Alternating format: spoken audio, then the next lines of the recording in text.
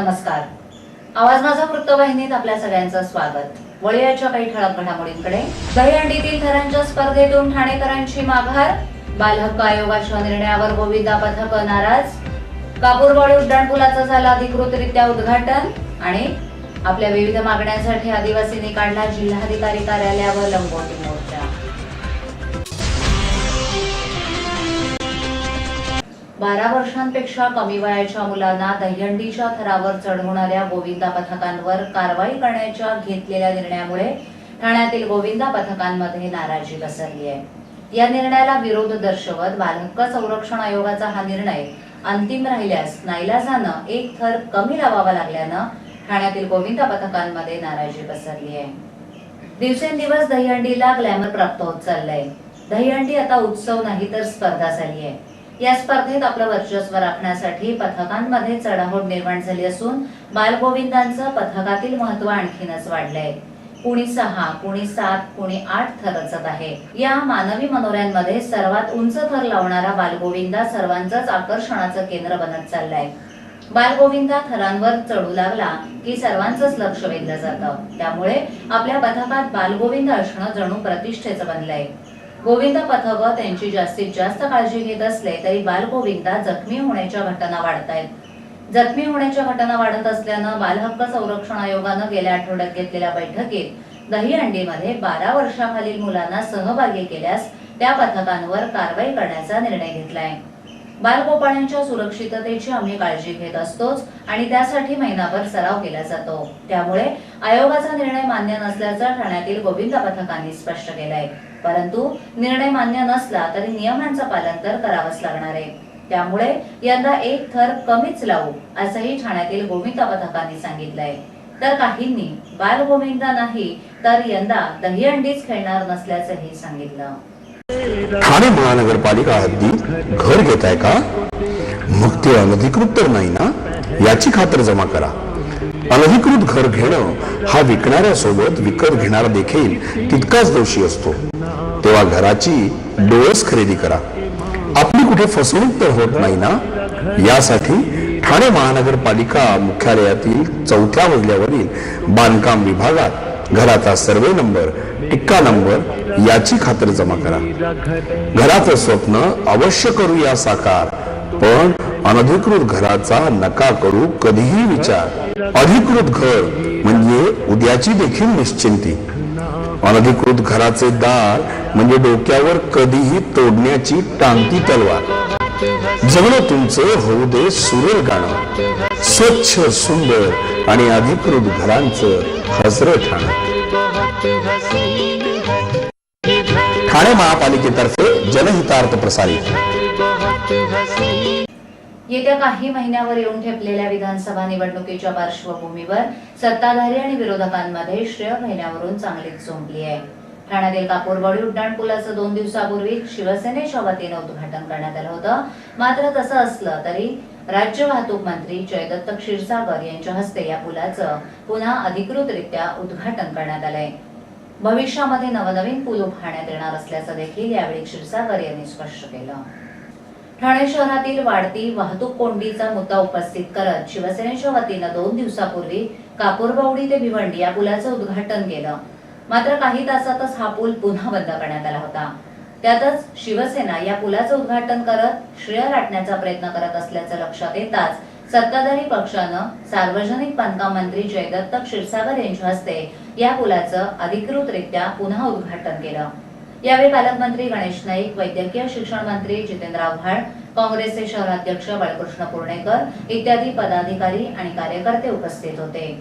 यावेळी सार्वजनिक बांधकाम मंत्री जयदत्त क्षीरसागर यांनी बोलताना सांगितलं की ठाण्यात मोठ्या प्रमाणावर वाहतूक कोंडी होत होती. ती सोडवण्यासाठी या उड्डाणपुलाची उभारणी करण्यात आली आहे. तसंच संपूर्ण महाराष्ट्रात देखील असेच अनेक उपक्रम राज्य सरकारच्या माध्यमातून राबवण्यात येणार आहेत. त्याचबरोबर 2 दिवसापूर्वी जे उद्घाटन सेनेकडून करण्यात आलं होतं ते चुकीचं आहे.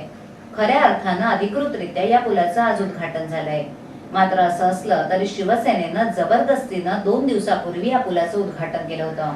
याचा धसका घेत सत्ताधारी पक्षाकडून शहरात मोठ्या प्रमाणावर जाहिरातबाजी करण्यात आली होती. विशेष म्हणजे या जाहिरातीत मुख्यमंत्री पृथ्वीराज चव्हाण, उपमुख्यमंत्री अजितदादा पवार उपस्थित राहणार असल्याचा उल्लेख करण्यात आला होता. मात्र प्रत्यक्षात सार्वजनिक बांधकाम मंत्री जयदत्त क्षीरसागर यांच्या उपस्थितीमध्येच हा उद्घाटन सोहळा पार पडला. घाईघाईत हे उद्घाटन झालं खरं, परंतु यामागचं कारण म्हणजे येणारी विधानसभेची निवडणूक. याच परिसरात सेनेचे स्थानिक आमदार प्रताप सरनाईक यांच्या विरोधात काँग्रेसचे ठाणे शहर अध्यक्ष बाळकृष्ण पुर्णेकर अशी लढत होणार आहे आणि यासाठीच हे श्रेय कुणी घ्यायचं याची चढाओढ सुरू झाली आहे. ॲडव्हान्स आपल्या घराच्या सजावटीसाठी पडद्याचं एक्सक्लुझिव्ह कापड, सोफा कव्हर, बेडशीट, पिलो कव्हर, डोरमॅट, टॉवेल, नॅपकिन आणि मॅट्रेसेस अनेक रंगांमध्ये आणि डिझाईन मध्ये उपलब्ध. तसंच कार्पेट्स आणि रेडीमेड पडदे सुद्धा. बॉम्बे डाईंग आणि केरला स्टेटचे रबको मॅट्रेसेस उपलब्ध. सोफा कुशनिंग, फिक्सिंग आणि लूज कव्हर बनवून मिळतील. 1988 पासून आपल्या सेवेत कार्यरत Advance, Naupada, Gokhale road, SBI बँकेजवळ, ठाणे पश्चिम. Phone number 25423361. ॲडव्हान्स. आदिवासींचे प्रलंबित 211 दाखले त्वरित मिळावेत. ठाणे सेतू कार्यालयातून गहाळ 50 दाखल्यांचा शोध जातीच्या दाखल्याच्या जाचपट्टी रद्द करून ठाणे तालुक्यात कॅम्प घेऊन अर्ज भरून घेणाऱ्या तलाठीनिहाय चौकशीच्या मागणीसाठी शेकडो आदिवासींनी प्रतिकात्मकपणे आदिम आदिवासी आणि पारंपरिक वेश परिधान करून जिल्हाधिकारी कार्यालयावर लंगोटी मोर्चा काढत प्रांत अधिकाऱ्यांचा निषेध केलाय. त्यामुळे प्रलंबित दाखल्यांची चौकशी करून 3 कॅम्प लावण्याचं आश्वासन जिल्हा प्रशासनाकडून यावेळी देण्यात आलं. जातीच्या बोगस दाखल्यांच्या अनेक तक्रारी आल्यानंतर राज्य शासनानं जात प्रमाणपत्रांची पुनर्तपासणी करण्याचे आदेश दिले. त्यांना 50 वर्षांचा वास्तव्य पुरावा सादर करावा लागत असून नवीन दाखल्यांसाठी पुरावे मागितले जात आहेत. मात्र आदिवासी कातकरी कुटुंबांना शासनाच्या नियमांप्रमाणे संयुक्त पाणी अहवाल, तलाठी पंचनामा, भौतिक पुरावे यांच्या आधारावर जातीचा दाखला देणं बंधनकारक असताना त्यांना दाखला नाकारला जातोय. एकट्या ठाणे तालुक्यात 211 जणांचे दाखले प्रलंबित आहेत. हा प्रकार सूडबुद्धीनं करून आदिवासींना शासकीय योजना आणि शिक्षणापासून वंचित ठेवण्याचा कट रचण्यात आल्याचा आरोप करत श्रमजीवी संघटनेनं प्रांत कार्यालयावर लंगोटी मोर्चा काढला होता. त्यांच्या हातात आदिवासींवर अन्याय करणाऱ्या प्रांताचा धिक्कार, प्रांत तू मालक नाय नोकर हाय अशा आशयाच्या घोषणांचे फलक होते. शिस्तबद्ध पद्धतीनं आलेल्या पारंपरिक वेशभूषा आणि आदिम झाडांच्या पानांची लंगोटी लावून आलेल्या आदिवासींना पाहून शहरी ठाणेकरांना आश्चर्याचा धक्का बसला. शिवाजी मैदानातून निघालेला हा मोर्चा जिल्हाधिकारी कार्यालयावर पोहोचला आणि संघटनेचे उपाध्यक्ष रामभाऊ वारणा, सरचिटणीस बाळाराम भोईर, सरचिटणीस राजन चन्ने, दशरथ भालके, महिला ठिणगी उपप्रमुख जया पारधी यांनी ठाणे प्रांताधिकारी जगतसिंग गिरासे यांना मागण्यांचं निवेदन दिलं. या मोर्चाच्या दरम्यान कोणताही अनुचित प्रकार घडू नये याकरता मोठ्या प्रमाणावर पोलीस बंदोबस्त ठेवण्यात आला होता. ठाणे महानगरपालिकेच्या समोर असणाऱ्या हायमास्कवरील दिवा खाली पडल्यामुळे एकच खळबळ उडाली. सुदैवाने या दिव्याच्या खाली नागरिक नसल्यामुळे कोणतीही जीवितहानी घडली नाही. या दुर्घटनेनंतर ठाणेकरांनी नाराजी व्यक्त केली आहे. ठाण्यातील या हायमास्कच्या दुर्घटनेमुळे सदर प्रकरणाची चौकशी करावी अशी मागणी ठाणेकरांकडून केली जाते. ठाण्यातील पाचपाखडी परिसरात असणाऱ्या ठाणे महानगरपालिकेच्या मुख्यालयासमोर असणाऱ्या उंच हायमास्कच्या वर असणाऱ्या दिव्यांच्या दुरुस्तीचं काम सुरू असतानाच त्या ठिकाणी असणाऱ्या वायर रोप्स अचानक तुटल्यामुळे दिवे खाली कोसळले. यावेळी त्या हायमास्कच्या खाली कोणीही नसल्यामुळे जीवितहानी झाली नाही. या घटनेमुळे शहरातील उंच हायमास्कच्या सुरक्षिततेचा प्रश्न ऐरणीवर आलाय. शहरातील या हायमास्कमुळे सुरक्षेचा प्रश्न निर्माण झालाय. ठाण्यातील पाचपाखाडी हा रस्ता तसा प्रचंड रहदारीचा. रोज इथे पालिकेच्या मुख्यालयासमोरच्या रस्त्यावर वाहनांची, नागरिकांची ये-जा नेहमी सुरू असते. या ठिकाणी झालेल्या या घटनेच्या वेळी त्या ठिकाणी कुणीही नसल्यामुळे जीवितहानी झाली नाही. मात्र तसं असलं तरी ठाणेकर संतापले असून कर्मचाऱ्यांच्या बेजबाबदारपणाच याला कारणीभूत असल्याचं सांगत तात्काळ या घटनेची चौकशी करावी आणि त्यावर योग्य ती कारवाई करावी अशी मागणी स्थानिकांनी केली आहे. बाबा उद्या फी भरावीच लागणार. पैसे पाठवू कसे? सोपं आहे. TJSB मध्ये खातं आहे. हो आहे. गुड. ATM कार्ड आहे. मग पैसे इथल्या शाखेत टाका आणि त्याला कुठल्याही ATM मधनं काढायला सांगा. बँक नेटवर्कच्या कुठल्याही ATM मध्ये तुम्ही TJSB चे ATM कार्ड वापरू शकता. बाबा पैसे मिळाले. आता बँकिंग इज नो टेन्शन यार. ठाण्याच्या 3 पेट्रोल पंप परिसरात ठाण्यातील शिवसेनेचे पदाधिकारी संजय रोकडे यांची 22 जुलै रोजी निर्घृण हत्या झाली होती.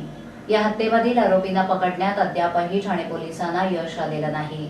या हत्येमागे असणाऱ्या गुन्हेगारांना पकडण्यासाठी एकूण 5 पथकं तयार करण्यात आली असल्याची माहिती ठाण्यातील नौपाडा पोलिसांनी दिली. या हत्येमुळे पुन्हा ठाण्यातील गुन्हेगारी टोळ्या सक्रिय झाल्याचं दिसून येत आहे. ठाण्याच्या नौपाडा पोलीस ठाण्याच्या हद्दीतील 3 पेट्रोल पंप परिसरात 22 जुलै रोजी संध्याकाळच्या सुमारास ठाण्यातील सेनेचे कार्यकर्ते संजय रोकडे यांची हत्या करण्यात आली होती. ठाण्यातील मध्यवर्ती भागात ही हत्या झाल्यामुळे एकच खळबळ उडाली. टेकडी बंगला परिसरात अफजल नामक गुंडाची जी हत्या झाली त्यात संजय सुदैवानं बचावला होता. या कारणावरूनच त्याची हत्या करण्यात आली असल्याचं बोललं जात आहे. ज्या ठिकाणी संजय रोकडे याची हत्या झाली तो रस्ता प्रचंड रहदारीचा आहे. असं असतानाही हल्ला करून मारेकरी पसार झाले. ठाण्यातील या टोळी युद्धामुळे पुन्हा एकदा ठाणे शहर चर्चेत आले. ठाण्यातील गुंड अरुण गांगुर्डे याच्या हत्येमध्ये असणाऱ्या संजय रोकडे याचा बदला घेण्याकरता अरुण गांगुर्डे यांचा भाचा मनीष आणि त्याचा भाऊ मंगेश जाधव यांचे 3 साथीदार यांनी मिळून ही हत्या केली असून संजय रोकडे याचा मित्र जोकी भोईर याच्यावर उपचार केल्यानंतर त्याला घरी सोडण्यात आलं. त्याच्या संरक्षणासाठी पोलीस पहारा ठेवण्यात आला आहे. संजय रोकडे याची हत्या झाल्यानंतर ठाण्यातील पोलिसांसमोर नवं आव्हान उभं राहिलंय. या हत्येनंतर ठाण्यातील टेंबी नाका आणि टेकडी बंगला यांच्यामध्ये पुन्हा एकदा टोळी युद्ध भडकण्याची चिन्ह निर्माण झाली आहेत. दरम्यान असं असलं तरी संजय रोकडे याच्या हत्येला 3 दिवस उलटून गेले तरी अजूनही त्याच्या मारेकऱ्यांना पकडण्यात पोलिसांना यश आलेलं नसल्याचं दिसतंय. आजच्या ठळक घडामोडी शेवटी पुन्हा एकदा दहीहंडीतील थरांच्या स्पर्धेतून ठाणेकरांची माघार. बालहक्क आयोगाच्या निर्णयावर गोविंदा पथक नाराज. कापूरवाडी उड्डाणपुलाचं झालं अधिकृतरित्या उद्घाटन. आणि आपल्या विविध मागण्यांसाठी आदिवासींनी काढला जिल्हाधिकारी कार्यालयावर लंगोटी मोर्चा. आपल्या विभागातील काही सूचना अथवा समस्या असल्यास ते आमच्यापर्यंत जरूर पोहोचवा. आम्ही तुमचा आवाज नागरिकांपर्यंत नक्की पोहोचवू. आम्हाला संपर्क करण्यासाठी आमचा पत्ता आवाज माझा 103 सायलेक आदर्शनगर समोर कोलबाट रोड ठाणे पश्चिम. आमचा दूरध्वनी क्रमांक 9774533326. आमचा ईमेल आयडी awazmaza.tvnews@gmail.com. आवाज माझावरील एखादी बातमी पाहिजे राहून गेली असल्यास YouTubeवरही ती तुम्ही पाहू शकता. तर मग उद्या पुन्हा भेटू याच वेळी याच ठिकाणी काही नवीन घडामोडींसह आवाज माझा वृत्तवाहिनीत. तोपर्यंत नमस्कार.